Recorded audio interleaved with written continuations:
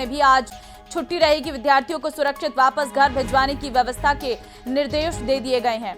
तो देखिए, अजमेर में अचानक से मौसम एक बार फिर बदला है और फिर वही तस्वीरें नजर आ रही हैं। अजमेर की सड़कों पर पानी भर चुका है। अभी बीते 4-5 दिनों से जब बरसात रुकी थी तो पानी की निकासी की जा रही थी और पानी धीरे धीरे कम हो रहा था, लेकिन फिर एक बार हुई बारिश ने वही तस्वीरों को सामने रख दिया है कि एक बार फिर से पूरा क्षेत्र जलमग्न हो गया है। लेकिन आपको बता दूं कि स्कूल और आंगनबाड़ी में अवकाश घोषित कर दिया गया। जो बच्चे स्कूल पहुंच गए थे उन्हें सुरक्षित वापस घर छोड़ा जा रहा है। बारिश के चलते कलेक्टर ने अवकाश घोषित कर दिया है। चाहे फिर वो सरकारी स्कूल हो या फिर प्राइवेट स्कूल हो, सभी जगह पर अवकाश घोषित कर दिया गया है। बीकानेर के श्रीडूंगरगढ़ से बड़ी खबर है। कृषि विभाग की टीम की मंडी में कार्रवाई। प्रतिबंधित कीटनाशक और यूरिया को लेकर यह कार्रवाई की गई है। बीकानेर से आई टीम ने कीटनाशक के सैंपल लिए हैं। कृषि विभाग की टीम खंगाल रही है पूरी रिकॉर्ड और दुकान के कागजात की भी जांच की जा रही है। तो बीकानेर के श्रीडूंगरगढ़ से खबर आपको दे रहे हैं, जहां पर मंडी में टीम पहुंची हुई है। बीकानेर से आई टीम ने यहां पर सैंपल्स लिए हैं। कुछ कृषि विभाग की टीम है ये जो मंडी में कार्रवाई के लिए पहुंची है और आप तस्वीरें भी देख सकते हैं। कार्रवाई के दौरान कुछ यहां से सैंपल्स लिए गए हैं जिसमें प्रतिबंधित कीटनाशक और यूरिया है, जिसको लेकर ये कार्रवाई हो रही है। कीटनाशक के सैंपल भी लेके गई है टीम। कृषि विभाग की टीम अब जो है रिकॉर्ड खंगाल रही है इस दुकान के और साथ ही साथ दुकान के कागजात की भी जांच की जा रही है।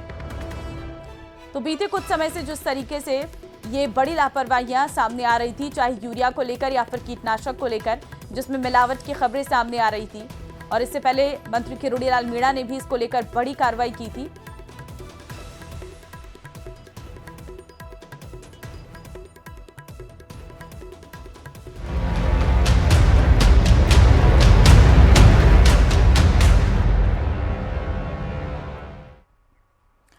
देश आज कारगिल विजय दिवस की 26वीं वर्षगांठ मना रहा है।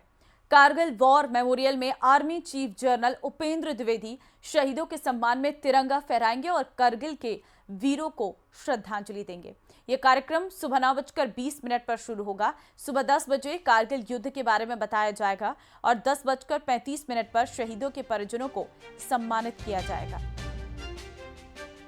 तो कारगिल विजय दिवस के मौके पर आज शहीदों को नमन किया जाएगा। मातृभूमि के लिए सबसे बड़ा बलिदान। 26 साल कारगिल युद्ध को हो चुके हैं, लेकिन आज भी वीरों को सलाम, शहीदों को श्रद्धांजलि दी जाती है। कारगिल का यह युद्ध सबसे बड़ा युद्ध माना गया था, जिसमें कई जवानों की जान गई थी। कारगिल विजय दिवस के मौके पर करगिल के द्रास में सेना ने 72 फीट ऊंचा झंडा फहराया है। इस मौके पर कारगिल युद्ध के नायक और मुख्य कार्यकारी अधिकारी रिटायर्ड मेजर जनरल आश्रम कोहली मौके पर मौजूद रहे। उन्होंने इसे अनोखा ध्वजारोहण बताया, जिसमें प्रतिष्ठित युद्ध स्थल बत्रा टॉप, टाइगर हिल और तोलोंगिंग साफ साफ दिखाई दे रहा था। तो आप देख सकते हैं, ये है वो झंडा जो यहां पर फहराया गया है। सबसे ऊंचा ये झंडा फहराया गया है। 72 फीट ऊंचा ये झंडा है। इस मौके पर कारगिल युद्ध के नायक और मुख्य कार्यकारी अधिकारी रिटायर्ड मेजर जनरल आश्रम कोहली मौके पर मौजूद रहे। उन्होंने इसे अनोखा ध्वजारोहण बताया है और जिसमें प्रतिष्ठित युद्ध स्थल बत्रा टॉप, टाइगर हिल और तोलोंगिंग साफ साफ दिखाई दे रहा था।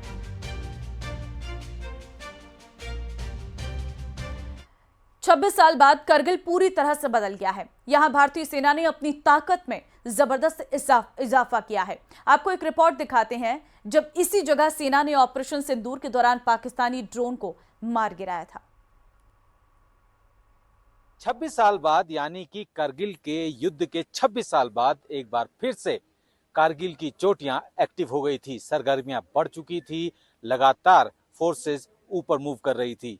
ये कहानी किसी बड़े जंग की नहीं है। ये उस जंग की कहानी है जो भारत ने लड़ी, जिसको नाम दिया गया ऑपरेशन सिंदूर, जो अब भी जारी है। पाकिस्तान ने जिस तरीके से पहलगाम हमले को अंजाम दिया, उसके बाद भारतीय सेना ने उसका जवाब दिया। 6 और 7 मई की दरमियानी रात भारतीय सेना ने ऑपरेशन सिंदूर लॉन्च किया और उस ऑपरेशन सिंदूर के तहत 9 अलग अलग टारगेट्स को हिट किए गए, जिसमें से 2 टारगेट तो ऐसे थे जो कि मेन लैंड में थे पाकिस्तान के। अमूमन 1971 के बाद ये पहला मौका था जब हमने उनके मेन लैंड के अंदर जाके हिट किया, जबकि पीओके में जाकर हम लोग इससे पहले कई स्ट्राइक कर चुके हैं। और उसके बाद पाकिस्तान ने जिस तरीके से अपनी गतिविधियों को बढ़ाया, ये जो कारगिल की चोटियां हैं, ये जो द्रास की चोटियां हैं, यहाँ पे भी वो गतिविधियां नजर आई। गांधी ने पार्टी के ओबीसी सम्मेलन में एक बार फिर से जातीय जनगणना का मुद्दा जोर शोर से उठाया है, जिसके बाद सियासत तेज हो गई है। कार्यकर्ताओं को संबोधित करते हुए राहुल गांधी ने कहा कि उन्हें कांग्रेस के शासनकाल में जातीय जनगणना करानी चाहिए थी, उनसे ये गलती हो गई है।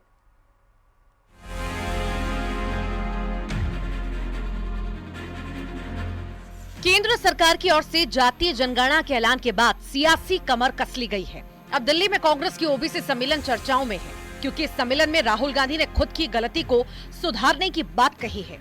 ओबीसी सम्मेलन में जातीय जनगणना पर राहुल गांधी ने कहा कि मैं उस गलती को अब सुधारना चाहता हूं। कांग्रेस शासन में जातीय जनगणना ना करना गलती थी। मेरी रिग्रेट क्या है कि अगर मुझे आपकी हिस्ट्री के बारे में, आपकी इश्यूज के बारे में थोड़ा सा भी ज्यादा मालूम होता, मैं तभी जाति जनगणना करा देता। वो निकल गया और मैं स्टेज से कह रहा हूं, वो गलती है मेरी, और कांग्रेस पार्टी की गलती नहीं है, मेरी गलती है, और इस गलती को मैं ठीक करने जा रहा हूं। राहुल गांधी जहां गलती सुधारने की बात कर रहे थे, वहीं पर ओबीसी सम्मेलन में कांग्रेस दिन में ही सपने देखने वाली बात करने लगी। कांग्रेस अध्यक्ष खड़गे ने कहा कि 20 से 25 सीट और हमें आती तो हमारी सरकार बनती। भाइयों, सामाजिक न्याय 18वीं लोकसभा में चुनाव का सबसे अहम मुद्दा लेकर हमने आगे बढ़ा था और हमारे को उसमें यश मिला, लेकिन थोड़े से 20-25 सीट अगर हमारी आते तो ये बीजेपी की और मोदी जी की तख्ता पलट हो जाती थी। अब राहुल गांधी के बयान पर बीजेपी हमलावर है, तो समाजवादी पार्टी के नेता कह रहे हैं जो बात राहुल कर रहे हैं वो अखिलेश यादव पहले से बोल रहे हैं। जिस तरह से हमारे नेता श्री अखिलेश यादव जी ने देश की संसद में पुरजोर तरीके से जाति जनगणना की बात की, आरक्षण के रखवाली की बात की, गरीबों के मजलूमों के हितों की रक्षा की बात की, यही बात भारतीय जनता पार्टी को खल जाती है। श्री अखिलेश यादव जी देश की राजनीति के परिवर्तन के ध्वजवाहक बन चुके हैं, देश परिवर्तन के राह पर है। और ओबीसी के कितने सांसद इनके होते थे राज्यसभा में, कितने मंत्री रखते थे, कितना ओबीसी के लोगों को संवैधानिक पदों पर भेजते थे, थोड़ा डाटा दें तो पता लगेगा। खाली सम्मेलन करने से या ये कहने से कि हम जनता के हितैषी हैं, किसानों के हितैषी हैं, गरीबों के हितैषी हैं, ओबीसी के हितैषी हैं, एससी के हितैषी हैं, वो कहने से कोई नहीं बन जाता है, दिखना चाहिए। और लंबे समय 63 साल देश की जनता ने इनको शासन में रहने का मौका दिया। कांग्रेस ने ओबीसी के हक और जातिगत जनगणना की मांग को लेकर बड़ा सियासी दांव खेला है। सवाल यह है कि क्या ये सम्मेलन 2027 के चुनावों से पहले बीजेपी के लिए चुनौती बनेगा या फिर सब हवा हवाई ही रह जाएगा। Bureau report, news 18। जबरन धर्मांतरण के किस्से आपने सुने होंगे, धर्म परिवर्तन की कहानियां आपने सुनी होंगी, लेकिन अब हम आपको जो बताने जा रहे हैं उसे सुनकर आपके पैरों तले जमीन खिसक जाएगी। दरअसल मेरठ में एक मुस्लिम शख्स अपनी पहचान छुपाकर मंदिर में पुजारी बना हुआ था। ये रिपोर्ट देखिए।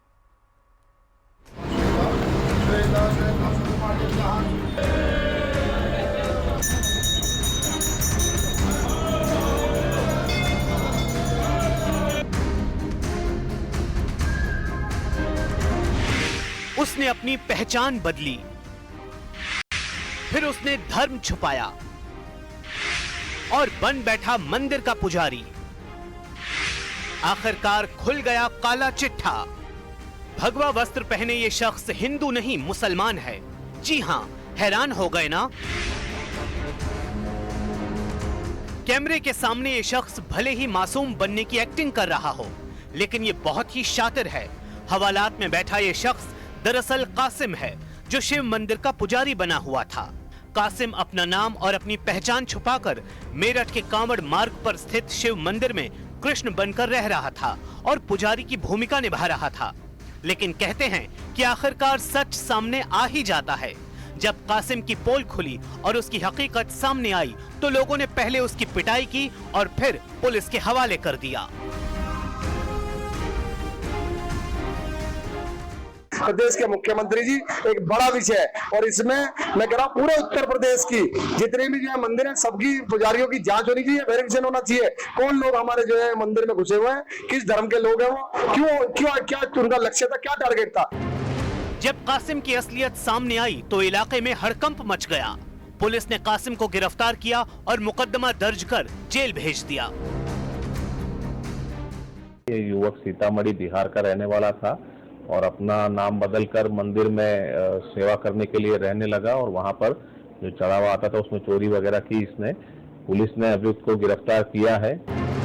वहीं हिंदू संगठनों को अब इस बात की जानकारी मिली तो मंदिर पहुंचकर अपना विरोध जताया और मंदिर में दूध से अभिषेक कर शुद्धिकरण करवाया। बिहार का रहने वाला कासिम मेरठ के शिव मंदिर में रहकर कृष्णा बन गया था और यहाँ पर धर्म की दुकान चला रहा था। आरोपी को पकड़कर पीटा गया और उसके बाद पुलिस को सौंप दिया गया, जिसके बाद आज हिंदू संगठन के लोग मंदिर का शुद्धिकरण करने पहुंच गए हैं। हिंदू संगठन के लोगों ने भगवान भोलेनाथ का दूध से अभिषेक किया, जिसके बाद पूरे मंदिर परिसर में गंगा जल का छिड़काव किया। बहरहाल मंदिर के पुजारी के मुस्लिम निकलने पर हर कोई हैरान है और कासिम के पहचान छुपाने के जुर्म ने फिर एक बार सांप्रदायिक सौहार्द बिगाड़ने की कवायद की है। और सवाल ये है कि ऐसे पहचान और धर्म छुपाकर हिंदू आस्था से छल कब तक होता रहेगा।